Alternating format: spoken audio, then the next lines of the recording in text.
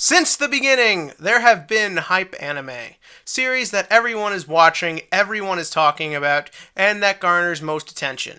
Now, these series can get hyped for many reasons, sometimes because they're very good, sometimes because they're very controversial, sometimes because they have a big marketing campaign, and sometimes because they just won't go away like Yokai Watch. But the thing is, in 2015, we had a very interesting phenomenon. There really wasn't a big hype anime for most of the year, or at least one that kept us going season through season. Instead, we got anime that people watched to hate on it, or just not really had that big of a strong reaction to. Things like Danmachi or Monster Mazume.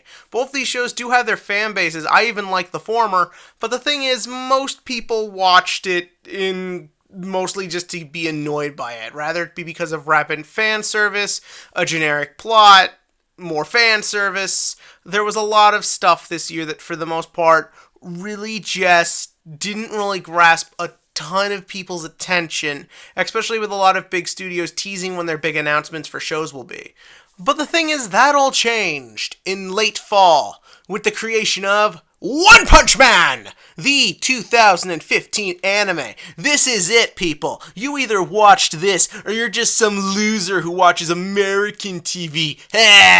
This was the big anime of the year. People who don't even watch anime were talking about this series. Everyone watched it. Everyone loved it. Everyone had a great time with it. Everyone thinks it's a comedic masterpiece. It's a great action show. I think it's just okay, which is why I waited about a month to review this one so I don't have everyone up my ass. But it's time to talk about it because I've got a lot of points to say about the show that have sort of gotten lost in the show's love and hype and just bearability. But the thing is, let's start off with the plot, and let's be fair for it. The plot of this show is, in a typical superhero world like anything out of a DC or a Marvel comic, you have the public interacting with heroes. Basically, it's sort of like The Incredibles in that respect. It's just a regular part of everyday life. Monsters attack the city, heroes go to defend them, and so on and so forth. That is where we meet our main character, Saitama, who one day was just a regular, ordinary businessman looking for his way in life. Until he decided to become a superhero, trained for 3 years, lost all his hair, and gained the ability to beat every opponent in one punch. Hence name One Punch Man.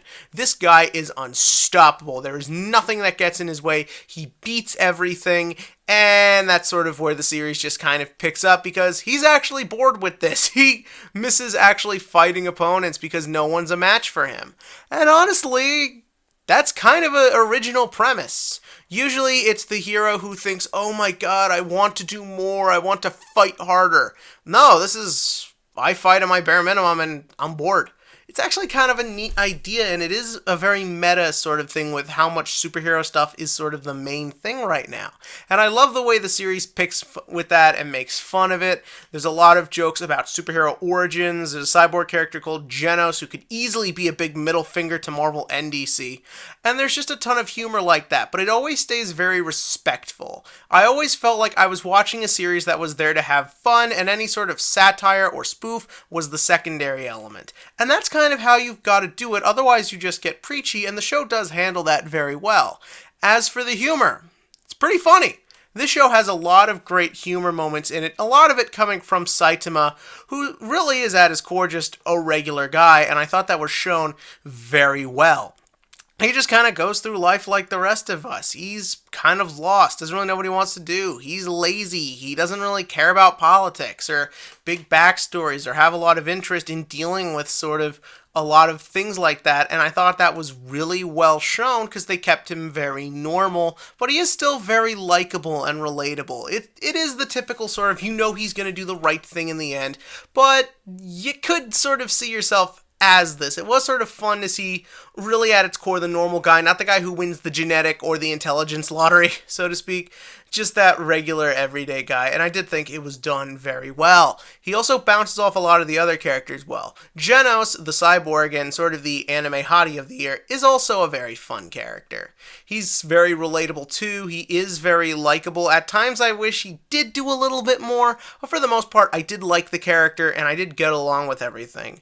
As for any other characters in this, you don't really need to know a ton about them, they just kind of come in and out, but they do leave an impact. Everyone is very fun in this, And I like the way the show treats the sort of lived-in world aspect to it. It throws you right into it and just sort of expects you to understand that. That can be a problem, but the thing is, the world is so understandable in today's current pop culture climate that it really does fit very well, but it does keep itself simple enough that I don't think it's going to hurt the show later on.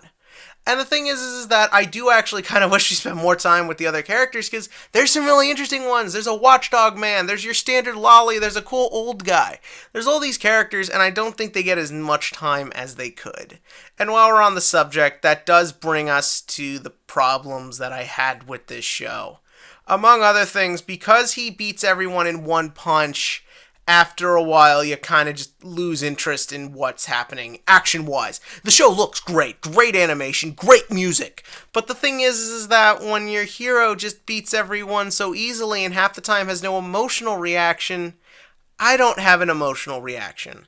They try and do what they can with it, like they put a lot of the emotional investment into Genos and whoever else is in the scene, like this really cool bicycle guy who I thought was criminally underused.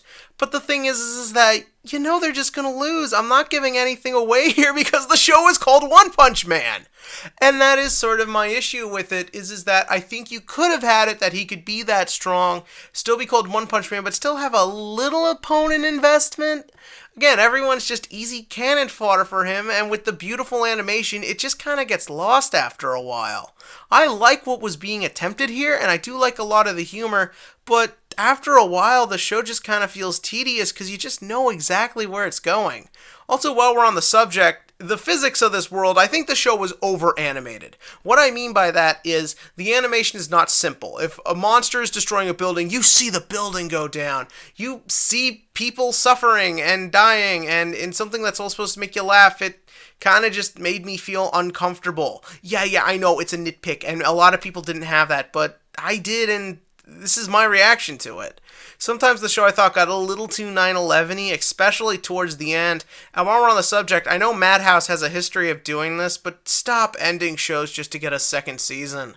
Like, seriously, this show, call it a spoiler if you will, but again, I'm not spoiling what actually happens. The series just stops. It doesn't really end, and it clearly is looking for season 2, but with Madhouse's track record, I don't know when it's going to come out. To my understanding, the show didn't have a huge budget, so hopefully that'll convince Madhouse to finally give a show another season it needs.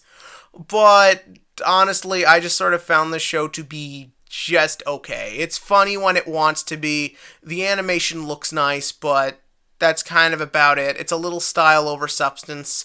But again, it's still likable. I just don't see why it was so popular, except that there was just nothing else that big this year. But what did you think? In the comment section below, give me your thoughts on One Punch Man, what your favorite anime was last year, and if you thought that my assessment of last year was correct, because I know not everyone shares the same opinion, and I'd love to know what everyone else has to say.